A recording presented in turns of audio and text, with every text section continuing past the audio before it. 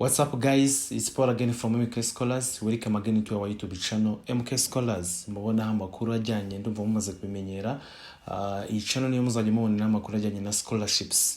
Nuvuga mu buryo around the world, worldwide. Ama scholarships aba hano mu Rwanda ndetse no hanze.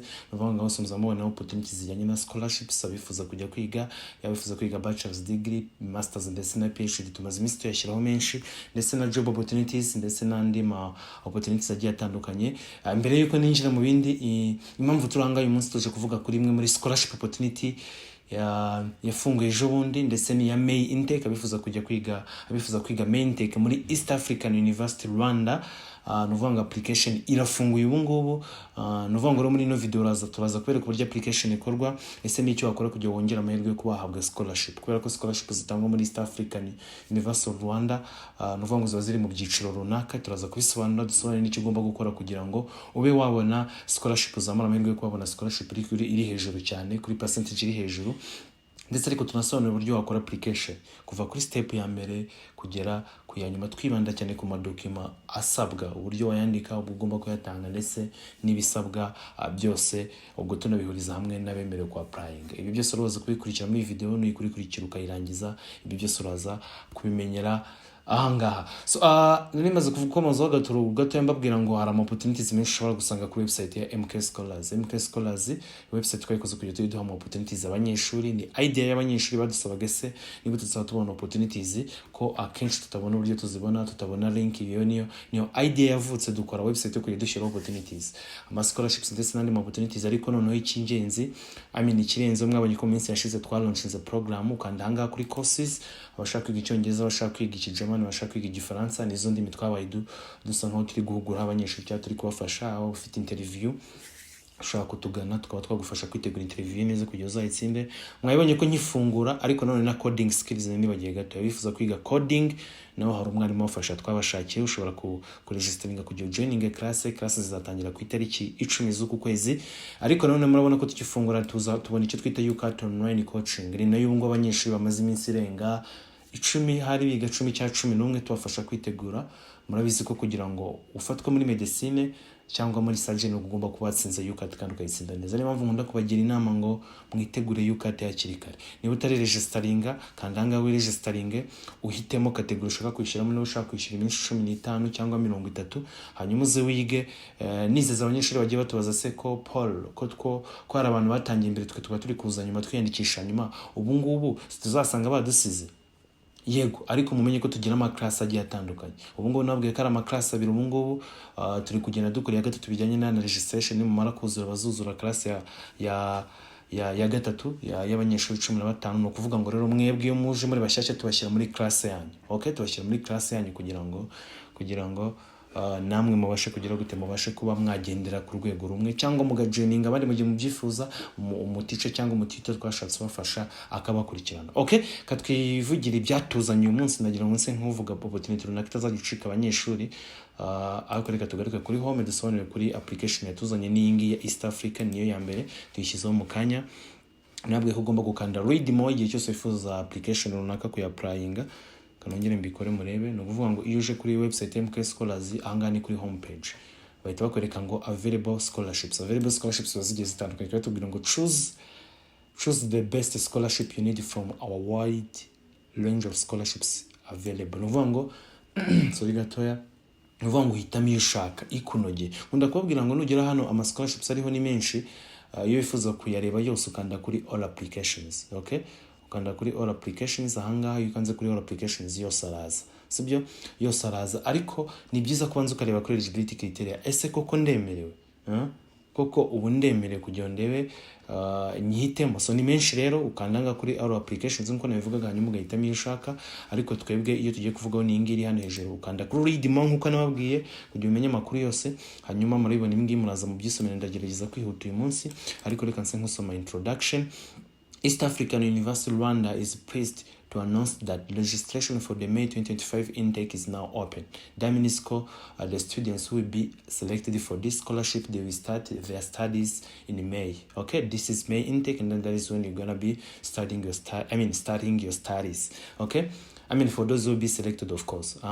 Students who wish to study in academic year 2024-2025 are invited to apply for a variety of programs designed to equip them with knowledge and skills needed in today's job market. Whether you're looking for full-time, you just wifuza kwiga full-time, kuva mu gitondo kujya nimugoroba, that is from 9 to 5. Wifuza kwiga evening, I'm talking about those who have aside jobs. You might have like a job and then you still wanna pursue your studies while working, so you can be able to do all of that by studying at East African University of Rwanda, kubera ko bagira evening, sibyo. Hanyuma you can also attend your classes in the weekend. I'm talking about also those who have a job, those who have other things they work on, like in the working days, and then they get time in the weekend. That's when they can focus on their studies. Okay, that is also one. Hanyuma ndumva ibindi bisobanutse, nandi kubivuga neza, mvuga ngo ushaka kwiga full time kuva mu gitondo kujya nimugoroba, ushaka kujya kwiga evening, nta kibazo, kubera ko bagira ama campus hari kuri ama campus abiri abari hano i Kigali. Hari campus hano i Kigali Remera, hakaba na campus Nyagatare, ariko Nyagatare bagira n'amacumbi aho bacumbikira mu cyo twita hostel. Okay, ibindi muraza mu bisomero, ariko kuri scholarship benefits what I want to focus about is about the full or partial full tuition fee. I'm talking about I'm saying that batanga scholarships mu byiciro nkuko nivuze hejuru ntangira. No kuvuga ngo harabahabwa ushobora guhabwa full scholarship ni igihe wagize amanota meza mu kizamini batanga, cyangwa ufite amanota meza of course. Hari na scholarship batanga 75% bakakurihirira 75%. Ibingi ndi kuvuga ni ibya intake abarangiye. No kuvuga ngo muri intake naho hari ibyaho, ariko akenshi bagenda ku intake yandi yarangiye. Okay, niyo mpamvu nkunda kubabwira ngo akenshi twirinda gusobanura ibintu tutabanje kubona itangazo, sibyo. Akenshi dusobanura ibintu uzasanga turi gusobanura tugendeye ku by'imyaka yashize, kuko nibyo bagendera, kuko ni nabyo tuba tuzijana ku ijana. Naho kuzasanga umuntu yakoze video runaka ari guhimba ibintu runaka, that's not fair. Nta nubwo biba ari byo, kubera ko umuntu ashobora kuba guhimba ibintu bitari byo. So mvuga ngo bagira partial, bakagira n'amafuru. Harahabwa 50%, ubwo mperuka harahabwa 70%, harashobora guhabwa full percent, harashobora no guhabwa na 25. byose birashoboka bijyanye n'amanota ugira muri exam. Mvuga ngo hari kuba limited for the first step, like when you submit your documents and then you get selected for the first step and then you sit for the exam. That's when you sit for the exam, that's when you get to give a marks for the scholarship. Amanota ugize niyo agena scholarship uhabwa. Niko byajyaga bigenda. Niba ari ko bigenda uyu mwaka, yego ugomba gukora exam witonze. Mpora mvuga ko abanyeshuri dufasha muri application cyane abandi badukurikira, tubafasha tugende tubaha ama samples y'ibizamini bagiye bakora abakomeza kuri iyo step. Ariko I'm not sure niba ko hazaba exam, kubera ko ntabwo bivuze mu itangazo. Ndi kubivuga ngende ku by'imyaka yashize kugira ngo mutazirara nimwitegure. Okay, ariko aka kantu baguha scholarship bijyanye n'amanota wagize. Niko byagendaga bigena mu intake yose. Ndakeka ko n'ubwo ariko bizagenda. Hanyuma of course ibindi byo of course ugomba kuba ugeningiramo ni bisanzwe. Ikindi kiri flexible nuko ushaka kwiga umunsi, ushaka kwiga nimugoroba cyangwa in the weekend. Okay, so you just choose what is preferred for you. Okay, kuri eligibility criteria ni icyo umuntu agomba kubeje, agomba kuba yarangije high school ni utarangije secondary. I'm sorry to say, but you're not eligible for this scholarship. Of course the minimum academic requirements akenshi muri East African naho bagendera kuri two principal passes, ariko two principal passes naho ntabwo zigora kenshi, aba ari kuva kuri A kugera kuri E. Ubwo iyo mvuga A mvuga A mu Kinyarwanda, iyo mvuga E mvuga E. Ubwo ni A B C D E. Umuntu wagize hagati ngo ni ari principal pass, sibyo. Ariko nyengira inama abanyeshuri muri East Africa yo kwa applying. Niba ufite amanota 60-50 applying, hanyuma uzakora exam yawe itsinde, niba yishyiraho nkuko basanzwe bayishyiraho.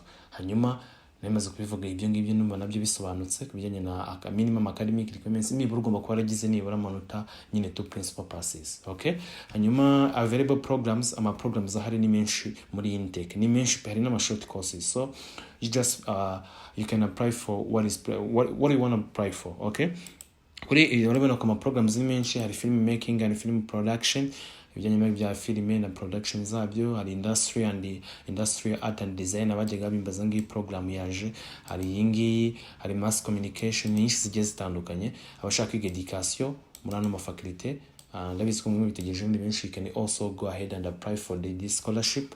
Hanyuma additionally bavuga ngo additional nyine bavuga ngo andi ma programs bazanye. Ubu ngo bari gutanga icyo twita certified public accountant, no kuvuga ngo nyine ni ama program na ama short courses cyangwa ngo n'amasomo batanga yemejwe na TVET, Rwanda TVET board, no kuvuga ngo RTD, no kuvuga ngo yangana yasigaye batanga ama short courses ugahabwa na certificate. Okay, ndumva nabyo nsa nk'ubivuzeho.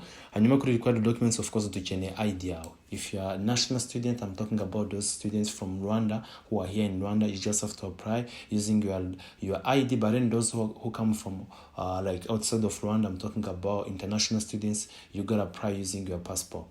Okay, you don't use like your ID if you're international students. No, you gotta use your passport for your application to be considered. Okay. Of course, you also need the high school diploma, ndi kuvuga result slip cyangwa diploma. If you have a diploma, that is okay. If you have a result slip, the one that is downloaded from NESA website, you can also use it. That is okay. For the international students, of course, you can use a equivalent certificate. And as I always say, equivalent certificate is okay. I mean, equivalent certificate, you can get it equivalent certificate from NESA website, or you can also get it from Irembo for international students. For the academic transcript, of course, sometimes bakenera reports, ariko ndumvanga ngiye kwereka uburyo bapranga ntazo basabye. Ko application procedures tugiye hari gufata amadocument ukajyana kuri Nyagatare, nababwiye ko hawo n'amacumbi, cyangwa ukazana hano i Kigali hano ku Gisimenti Remera, cyangwa uka applying online. That is what I'm gonna walk you through. Okay, ukanda kuri open scholarship link kugira utangire wa applying. Hanyuma urabona ko nese mbaha link direct bajyana. Nkuko mibona deadline rero iminsi 18 gusa. Deadline ku itariki 20, itonde neza wa applying nta kikwirukansa kugira application igende neza. Hanga urashyiramo family name, nanababwiye ngo tuvuge urugero niba nitwa wenda eka ntanga urugero rwego rwose, eka tuvuge na nitwa Ngabo Paul. Family name ubwo ni ihe? First name kuko ni Paul ubwo ngubwo. Hanyuma family name wenda ubwo ni Ngabo. Hanyuma national ID ngiye nshyiramo imibare mbonye, ariko ugomba gushyiramo of course the one that appears which is on your ID. Gender ni male, sibyo? Umuntu ndi gukora cyane kamvuge female, umunsi reka nkoresha female. Nimero ya telefone turakoresha yakazana 0798612331 niyo yacu igihe cyose wifuza ko tugufasha muri application runaka, cyangwa ikindi wifuza ko twagufasha kwandika amadocument asabwa muri application, you can always contact us on this number. Okay, hanyuma personal email of course ikakonesha yacu mkscholars250@gmail.com. But of course you gotta use your personal email. Okay, select sector address, umurenge dutuyemo, reka tuvuge wenda kari Bugogwe n'urugero, just an example. But then you gotta fill in with, you gotta use your sector address, aho utuye, country of birth, reka tuvuge kari u Rwanda.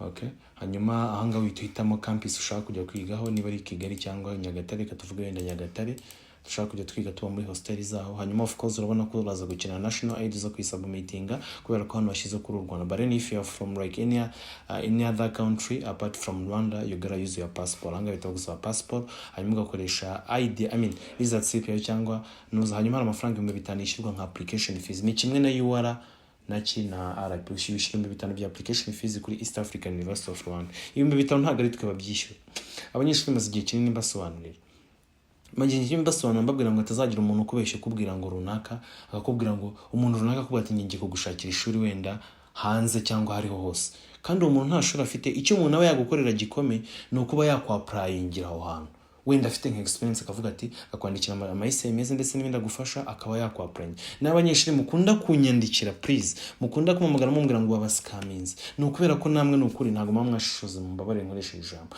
Nuvuga ngo umuntu niba akubwiye ngagiye kukwapa, ngo umuntu arakubwiye ngagiye kugushakira ishuri wenda, akatuvuga urugero ndagiye gushakira ishuri wenda muri Canada, akabikwizeza 100% kandi nta shuri afite, nese bumva bishoboka nta shuri afite. No kuvuga ngo icyo yagufasha, niyo ngo nakubwira icyo yagufasha wenda haba hari link yo kwa applyinga. Murabizi ko tuyaba kuri website, haba hari link yo kwa applyinga, wenda bayagufasha kwa applyinga. Kugufasha kwa applyinga wenda abakuru enda icyo vuga ngo abakurusha experience, ni wenda kambivuga ngo n'urwo rugero ngiye kubivugamo, akaba afite experience, akaba yakwandikira ama document neza. Ibyo nibyo nkunda kubabwira mujye mwaka assistance muvuga gutyo, umuntu ntakajye babeshya, ahubwo mujye mubwira ngo wamfasha muri application kuko usanzwe ubikora ubizi, kandi nabwo mujye mureba abantu bagira gute bafasha muri application neza. Ugasanga umunyeshuri aduhamagaye ngo bankoreye application nabi. Kubera iki? Kubera ko ntago abantu bakoresheje cyangwa abantu bagufasha gukora application nabo babikora neza bitonze. Kandi icyambere buriya, icyambere nyine nuko application yawe ifashwa igakorwa neza ikarangira, sibyo?